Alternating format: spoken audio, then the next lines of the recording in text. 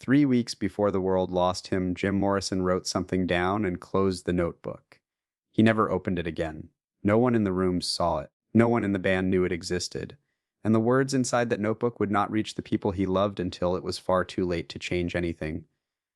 The year was 1971. Paris in summer carries a particular quality of light, golden and slightly exhausted, as if the city itself has been performing for centuries and quietly longs for rest. Jim Morrison had come there looking for exactly that rest, reinvention, a version of himself that wasn't consumed by the machinery of fame he had helped build and then grown to distrust.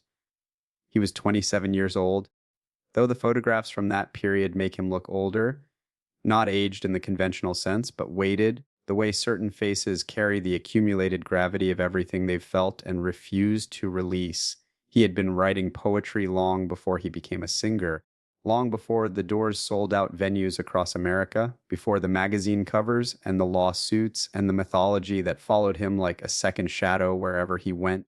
The poetry had always been where the real Jim Morrison lived, not the figure audiences reached for from the crowd, not the persona that critics tried to flatten into a single convenient image, but the person who sat alone with a pen and tried to translate something true about what it felt like to be alive and uncertain and searching in a world that moved too fast to notice its own beauty. But what he wrote in Paris during those final weeks was different from everything that had come before. And the reason it was different was something no one fully understood until much later. Early roots. James Douglas Morrison was born on December 8, 1943, in Melbourne, Florida, the eldest child of a Navy officer whose career kept the family in constant motion. Military childhood carries its own particular textures. The repeated uprooting, the new school's the process of becoming someone new in every city, while the essential self remains fixed and slightly foreign to its surroundings. Jim was 3 years old when he witnessed an accident on a New Mexico highway that left him shaken in ways he would describe decades later as formative, the first real encounter with mortality that lodged itself somewhere deep and never fully left. His father, George Stephen Morrison, was a man of order and structure, a man who believed in systems, in discipline, in the kind of measured progress that military life rewards. Jim was drawn toward exactly the opposite: disorder, improvisation, the wild and ungoverned edges of human experience. As a child, he read voraciously, absorbing Nietzsche and Rimbaud and William Blake at ages when most children had not yet encountered literature that made demands. He wasn't performing intellectualism. He was genuinely hungry for ideas that matched the scale of what he felt inside, ideas large enough to hold the questions he couldn't stop asking. His parents did not understand him. That is not a criticism. They were not built to understand someone like Jim, and he was not built to be easily understood. The distance between them was not hostility, but fundamental difference in language. His father spoke the language of achievement and duty. Jim spoke a language that hadn't yet found its full vocabulary, a language that was part image, part sound, part something that existed just below the threshold of ordinary speech. That distance, between the boy he was at home and the person he sensed he could become, was the first wound. And like all early wounds, it became the ground from which everything else grew. He studied at Florida State University before transferring to UCLA's film school, where something important happened. Los Angeles in the early 1960s was not yet the fully self-conscious cultural machine it would become.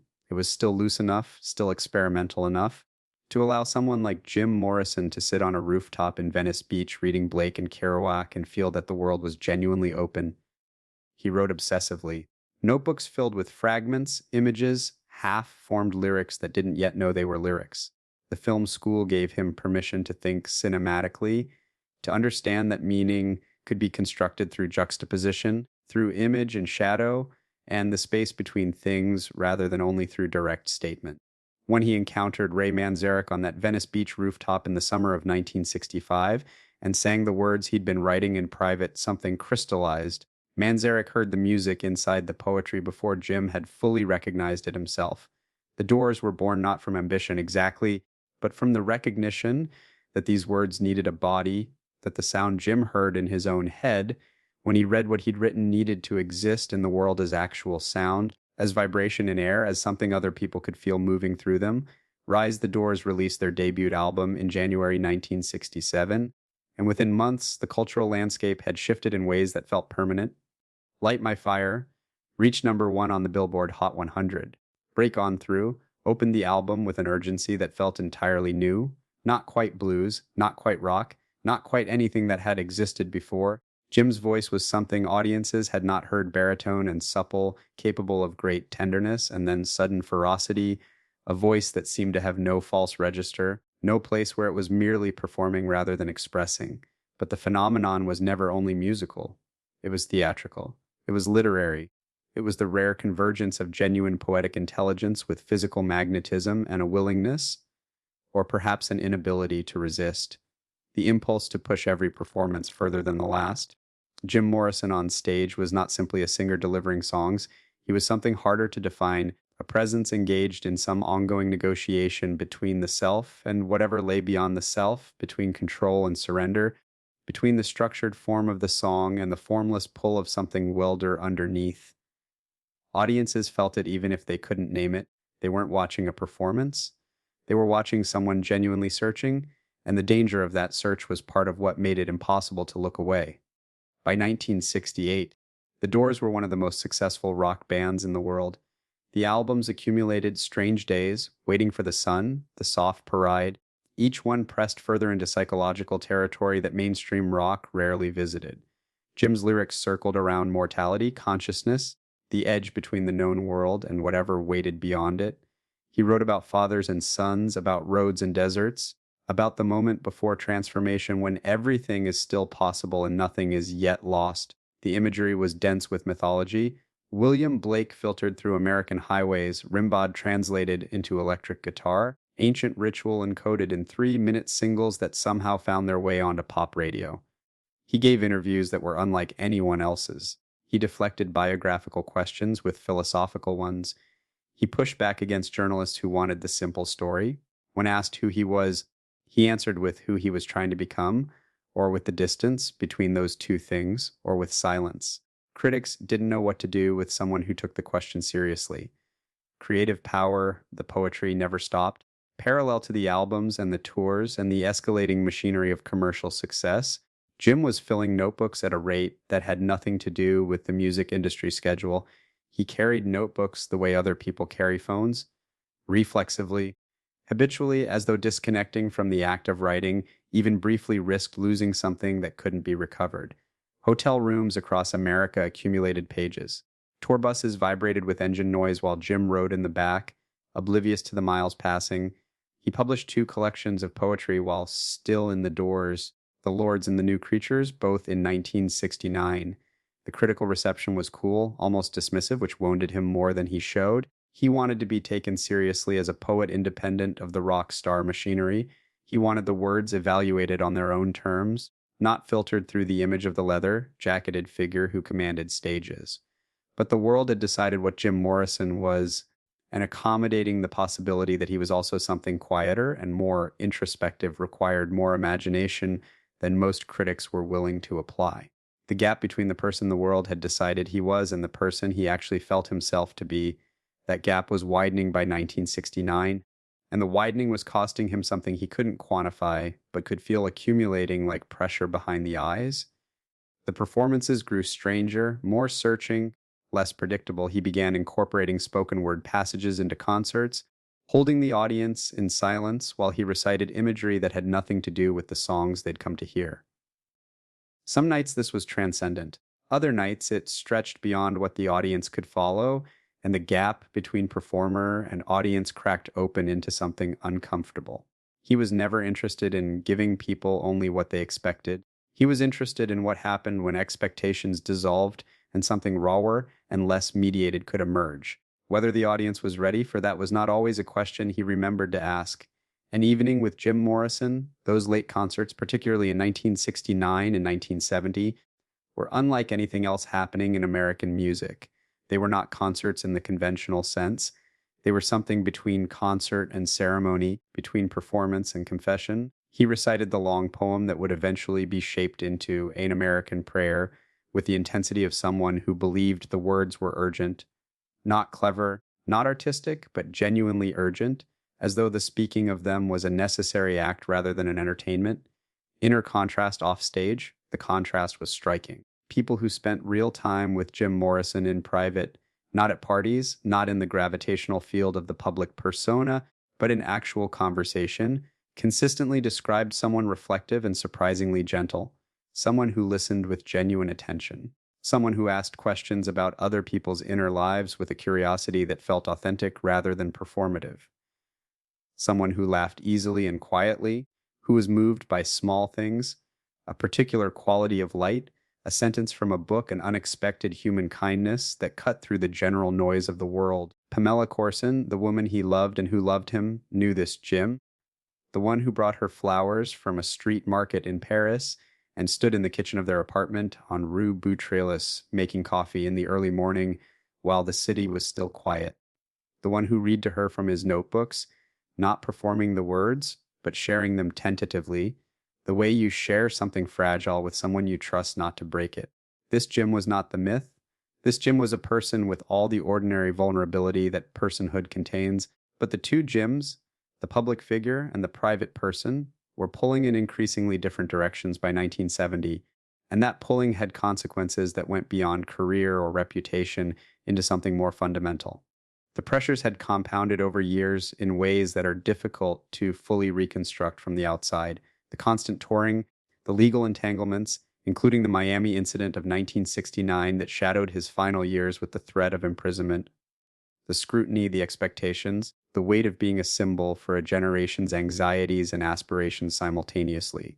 Fame at that scale and intensity is not simply an external condition. It begins to reorganize the self, to occupy interior space that was previously available for other things. Jim had always written to maintain access to that interior space, to keep open the passage between the outer world and the inner one. But by 1970, that passage was harder to find. He told friends he felt like he'd said what he needed to say with the doors. Not dismissively, he was proud of the work, but with the sense of someone who has completed a chapter and isn't sure what the next one contains. He wanted to write, not lyrics, but sustained prose, extended poetic sequences, something that required the kind of uninterrupted concentration that life in America, as Jim Morrison had made essentially impossible. The noise was too constant. The demands were too consuming. Every room he entered became about what he represented rather than who he was, and he was exhausted by the gap between those two things. The Notebook, Paris, 1971. He arrived in Paris in March 1971 with Pamela and a specific intention. He would stop performing and start writing. The city offered a kind of anonymity that America could no longer provide. Not complete anonymity, he was still Jim Morrison, but enough that he could walk along the sign in the early evening without the encounter becoming an event. He could sit in cafes and read. He could think at the pace thinking required rather than the pace that schedules imposed. He was thinner than he'd been during the peak years. The photographs from Paris show a man growing into a different version of himself, bearded, quieter in the eyes, less posed, more present. The leather jacket had been replaced by ordinary clothes. He looked like someone who had decided to stop playing a character and was in the process of discovering what remained when the character was set aside. It was not entirely comfortable. Characters provide structure, and structure, even when it constricts, also supports.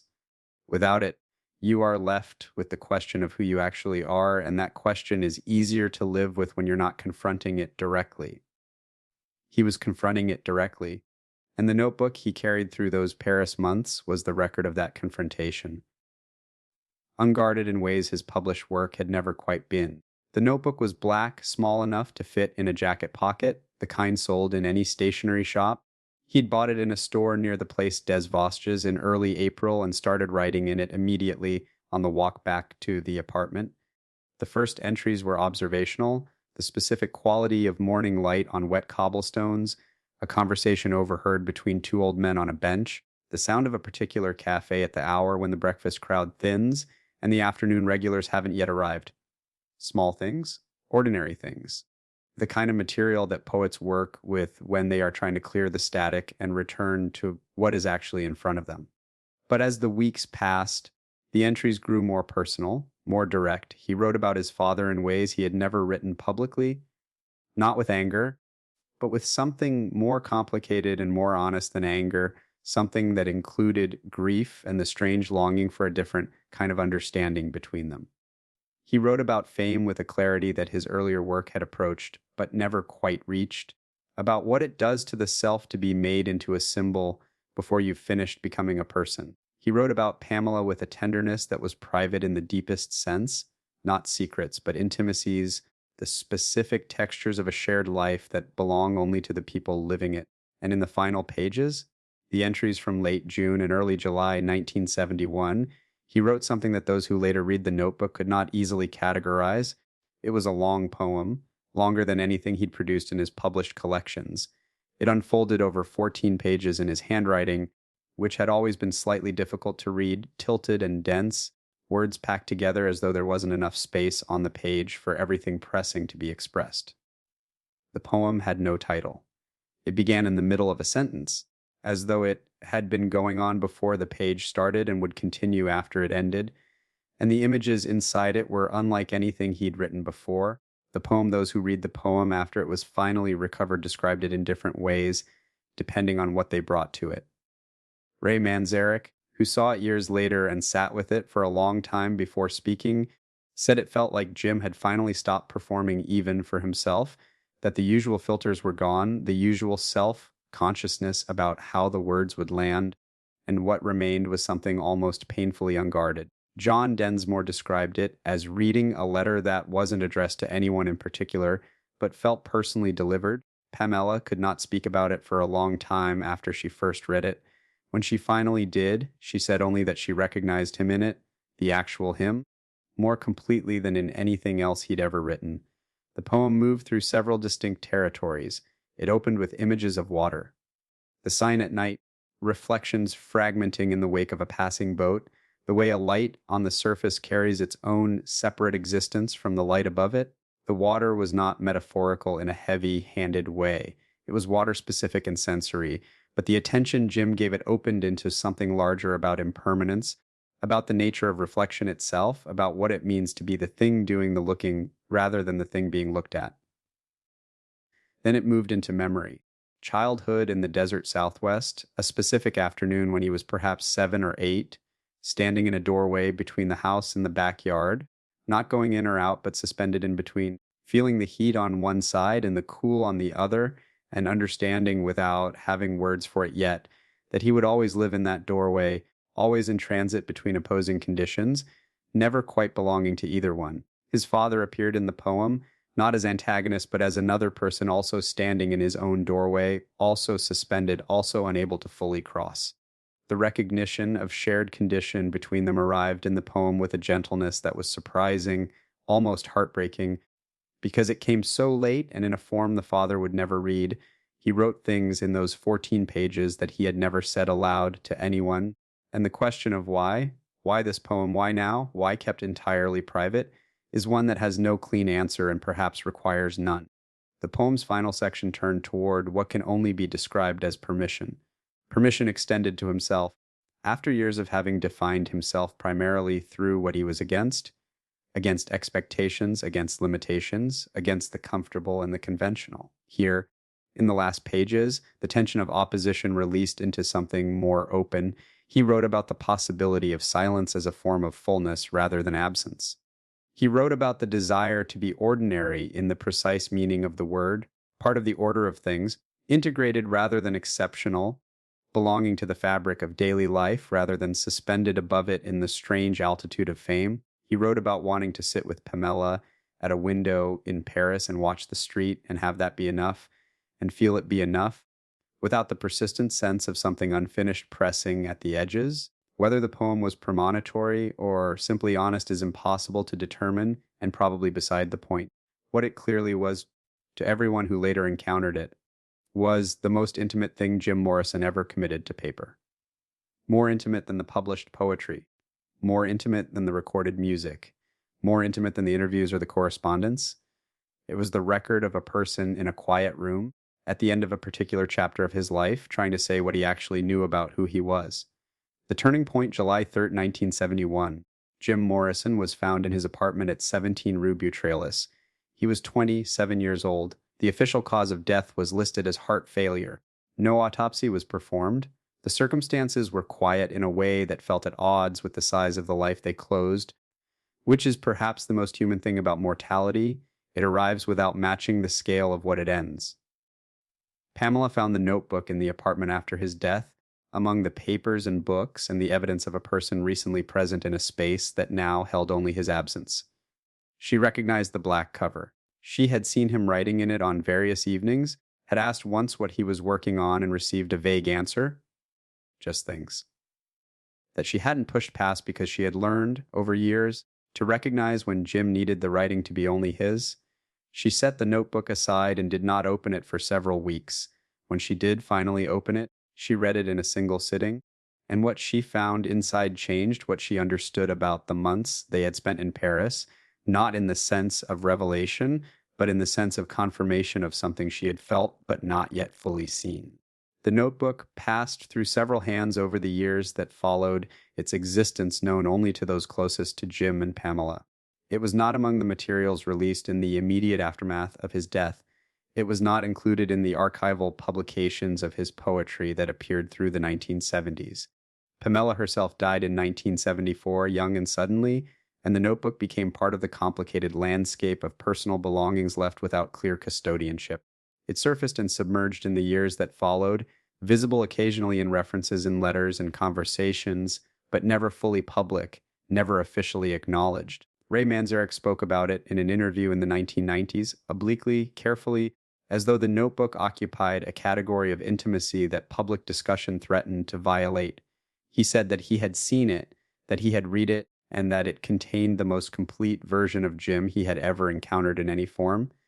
He declined to quote from it directly. He said only that it made him understand, in ways the music had suggested but never quite confirmed, that Jim Morrison was always more interested in the interior life than the exterior spectacle. That the spectacle had been, in some fundamental way, a price he paid for access to the interior, a transaction he'd never been entirely comfortable with. Legacy Jim Morrison has been dead for more than 50 years. The mythology has only accumulated in that time, layered and thickened by every generation that has discovered the doors and tried to figure out what they were actually encountering. The image of Jim Morrison, the photograph on the wall, the voice on the album, the face in the documentary footage, has become so familiar that it risks obscuring the person it documents. He was a person. That sounds obvious but requires emphasis. He was a person who grew up in a family that didn't fully understand him, who carried loneliness the way some people carry a birthmark, not always visible but always present, who read obsessively and thought carefully and loved particular places and people with a depth that his public persona rarely had room to show, who was funny, sometimes darkly and sometimes gently, who could be difficult and was honest about being difficult, who wanted to make something that mattered and spent his short life in urgent, relentless pursuit of that goal. The poem in the Black Notebook is the clearest evidence of what he was moving toward in those final months, and what the world lost when he stopped moving. What Jim Morrison represents across the decades since his death is not simply counterculture, rebellion, or the excess of the 1960s. Those readings are too small for what he actually contained. He represents more precisely the cost of the gap between who a person is and who the world decides they are. He represents what happens when exceptional creative intelligence is housed in a public persona that cannot accommodate its full complexity. He represents the longing, familiar to more people than would necessarily admit it, to be known more truly than fame allows, and the difficulty of achieving that knowledge in a world that prefers its symbols clean and its people legible. The Doors' music remains alive in a way that has nothing to do with nostalgia. People who were not yet born in 1971 encounter Riders on the Storm and feel something move in them, not because the production is contemporary, but because the intelligence behind the words is timeless. Jim was writing about consciousness and mortality and the strangeness of being a self in the world, and those subjects do not age, they accumulate. Each generation brings new pressure to the questions he was asking, new context, new urgency. The music holds it all. The Notebook, the black one from Paris, the one he closed and never reopened, matters not because it changes the story, but because it completes it. It shows the poet without the performer, the person without the persona, a man in a quiet apartment in a foreign city writing down what he knew, not for an audience, not for posterity, not for the machinery of fame and reputation, but because the act of writing was the deepest form of being alive that he had ever found.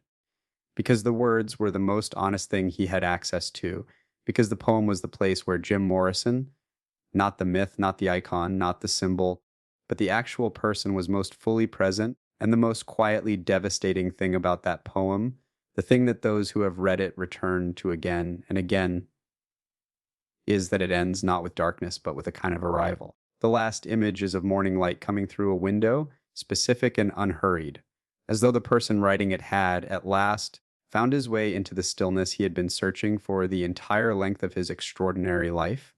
That image, morning light, a window, the world going on in its ordinary way outside, is the truest portrait we have of Jim Morrison. Not the leather jacket, not the stage, not the magnificent and terrifying presence that made audiences feel they were watching something unprecedented. The truest portrait is a man at a desk in Paris in the early morning, writing things down that no one else would read, because writing them was the most honest act available to him. Because honesty was, in the end, the only thing he had ever been truly after. The notebooks he left behind are not artifacts of a legend, they are evidence of a life lived in genuine pursuit of something real, something that could not be photographed or packaged or sold, but that showed up reliably and without pretense whenever he was alone with a pen and the courage to use it. That is the Jim Morrison worth remembering.